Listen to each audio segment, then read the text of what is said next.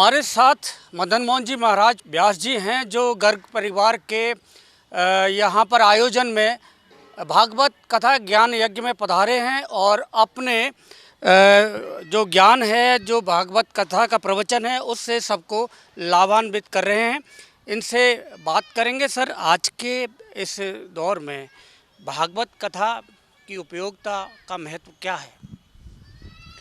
देखो, हमारे शास्त्रों में हम इनको पुराण कहते हैं। पुराण का मतलब ये है कि वो पुरातन होने के बावजूद भी नूतन बना रहता है। हमें अतीत को नहीं छोड़ना है, लेकिन उसके साथ में नूतन को जोड़ना है और अतीत और नूतन का समन्वय करके एक राष्ट्र को, मानवता को और समाज को एक उच्च विचारधारा और एक हम लोग संस्कृति के संवर्धन के लिए समाज के अंदर संस्कारों का बीजारोपण कर सकें। यही हमारे गर्ग परिवार के द्वारा आयोजित जो पुराण है उसका हेतु है। आज आपने एक महत्वपूर्ण बात कही कि आज के इस दौर में सरल बनना ही सबसे कठिन है, तो क्या इसका महत्व है? सरल तो क्या है कि हम लोग शरीर से लेकर और स्वरूप तक की यात्रा को मानते हैं। शरीर हमको पंचभूतों से प्राप्त होता है और स्वरूप जो होता है उसी को हमारे ऋषियों ने आत्मा कहा है, परमात्मा कहा है। अगर देखा जाए तो भक्तों की दृष्टि में हम भगवान कृष्ण को एक भगवान मानते हैं। बालकों की दृष्टि में या साधारण माया मोहित जीवों की दृष्टि में वो एक बालक होता है, लेकिन वही ज्ञानियों की दृष्टि में अपनी आत्मा होती है। तो हमारे शरीर के अंदर ये पंचभूतों से जो शरीर बना है, इसके अंदर सप्त धातु हैं, पंच कोश हैं और पंच कोशों के बाद में जो आनंदमय कोश है उसी को हमने आत्मा कहा है। तो जितने हम लोग सरल रहेंगे उतना ही हम सत्य के समीप होंगे, क्योंकि आज भारत में और हमारे पूरे विश्व में साधनों की कमी नहीं, संवेदना की कमी है। तो धर्म समाज को संवेदनशील बनाता है। ये बड़ी चर्चा का विषय रहता है कि धर्म और राजनीति को अलग अलग रखा जाए या एक साथ जोड़ा जाए। इस पे आपके क्या विचार हैं? ऐसा है कि राजनीति में धर्म होना चाहिए, लेकिन धर्म के अंदर राजनीति नहीं होनी चाहिए, क्योंकि बगैर धर्म के राजनीति विधवा है और बगैर राजनीति के धर्म जो है, धर्म तो अपने आप में आप समझ सकते हैं कि धर्म की वो व्यवस्था है कि जो पूरे विश्व को ही मार्गदर्शन करती है। तो राजनीति के अंदर तो धर्म होना ही चाहिए। राजनीति का अपना धर्म है, जैसे व्यास धर्म है, समास धर्म है, स्त्री धर्म है, भगवत धर्म है। धर्म का मतलब जैसे अग्नि है, वो जलाती है तो जलाना उसका धर्म है। पानी है, जल है, वो शीतलता उसका धर्म है। इसी प्रकार राजनीति का जो धर्म है उसे राजधर्म का ज्ञान होना चाहिए, लेकिन धर्म के अंदर कोई किसी प्रकार की राजनीति नहीं होनी चाहिए, क्योंकि धर्म जो है एक वैश्विक मानवता के विकास का जो व्यवस्था है वो धर्म है।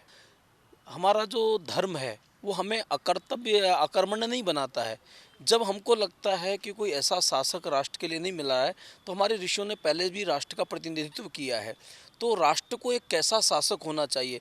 अभी क्योंकि हमारा सबसे पहला आश्रम तो गिरिराज राज्य में ही था, तो हमने वहाँ जाके हालत देखी कि उस समय क्या स्थितियाँ थी उत्तर प्रदेश की, और आज जिस प्रकार से वहाँ का जो एक कायाकल्प हुआ है। तो हम ये परहेज नहीं कर सकते। हमें प्रेम तो सभी से करना है, लेकिन घृणा किसी से नहीं करनी है। तो राजनीति में संन्यास, यानी कहने का मतलब ये है कि सन्यासी श्रेष्ठ शासक हो सकता है, लेकिन शासक श्रेष्ठ सन्यासी होगा इसमें संदेह हो सकता है। एक और इन दिनों चर्चा का विषय है, ज्ञान व्यापी में सर्वे वापस से चल रहा है वहाँ पर, और वो मस्जिद के अंदर। लेकिन कई तरह के इसमें मत है और पूरे देश में ये चर्चा का विषय है। इस मामले में आपके क्या विचार हैं? मेरा विचार तो यही है कि समय समय पर कुछ लोगों ने अपने बाहुबल के चलते या किसी भी तलवार के चलते या किसी भी उससे लोगों ने अतिक्रमण किया था, और वही परिणाम था कि किसी भी चीज़ को, मैंने आज कथा में कहा था कि सत्य परेशान होता है लेकिन पराजित नहीं होता है। हम किसी भी संभावना को बहुत काल तक दबा सकते हैं, लेकिन कुछ चीज़ें सदैव दबी नहीं रह सकती हैं। तो जो कानून है और जो अपना कोर्ट है, हम लोग उसी को सर्वोपरि मानते हैं। वो अपना काम बहुत अच्छी दिशा में कर रहा है और अपेक्षा है वो जो भी करेगा हमारे पूरे देश के लिए, क्योंकि देश में शांति भी रहनी चाहिए और सब में एक बंधुत्व की भावना रहनी चाहिए। इसलिए कोर्ट अपना काम करेगा, वो अच्छा ही है।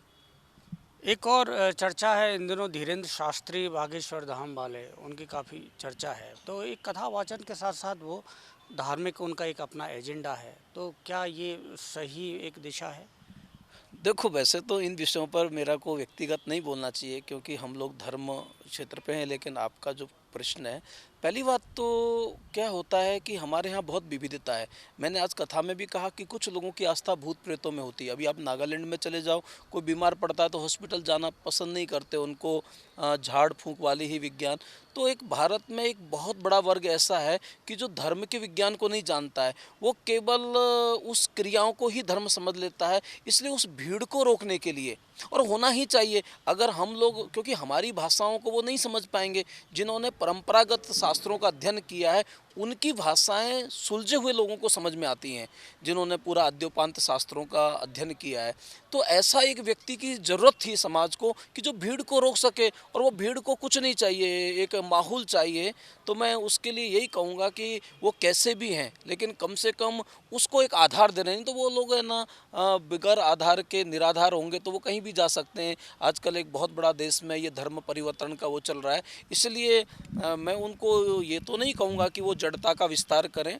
भगवान की कृपा से उनको और भी प्रज्ञा हो और वो शास्त्रों का सही से अनुशीलन करें, लेकिन ये इसलिए मैं विरोध भी नहीं करूँगा क्योंकि वो जो भी कर रहे हैं, एक वर्ग ऐसा है कि जो उस विज्ञान को न समझकर केवल क्रियाओं को समझता है। तो अच्छा है, अगर किसी को मार्गदर्शन मिलता है तो ठीक है। एक और बड़ी इसी से एक जुड़ा हुआ एक मेरा सवाल है कि एक आंकड़ा आया है कि पिछले दिनों 80 लाख लोगों ने इस्लाम धर्म अपनाया है। बाकी सारे 30 लाख लोग हैं जिन्होंने बाकी सारे धर्म अपनाए हैं, जिन्होंने धर्म परिवर्तन किया है। तो नए लोग इस्लाम से जुड़े हैं, इसके पीछे क्या कारण? उसके पीछे कारण तो कुछ नहीं कह सकते, जब तक ये है कि सनातन को ठीक से समझा नहीं जा रहा है। जब लोग क्या जटिलता भी है अपने धर्म में? वो इसीलिए कहना चाह रहा हूँ कि सनातन का जो पूरा विज्ञान है ना, हम लोगों ने उसको क्या किया है कि थोड़ा समझा नहीं पाए लोगों को।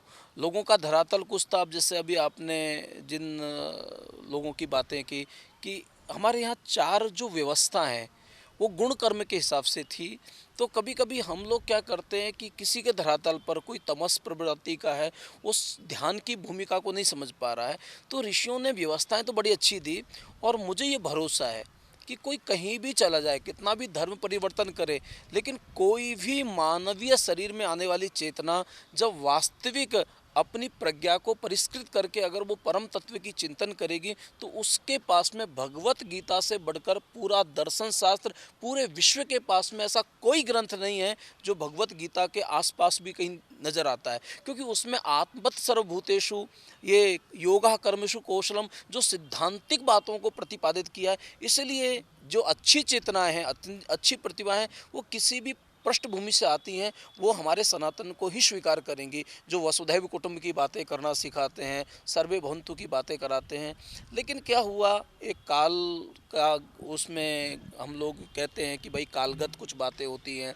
कुछ हो सकता है कि हम लोगों में, जो हम लोग धर्म के जो प्रचार में लगे हुए, वो ठीक से लोगों की संवेदना को नहीं समझ पा रहे हैं। तो कहीं ना कहीं वो लोग अपने को उपेक्षित समझकर और थोड़ा सा ऐसा कदम उठा लेते हैं। लेकिन बहुत लोग वापस भी आ रहे हैं, ऐसा नहीं है। अभी मैं भी आदिवासियों में बहुत ऐसी जगहों पर कथाएं करने जाता हूँ।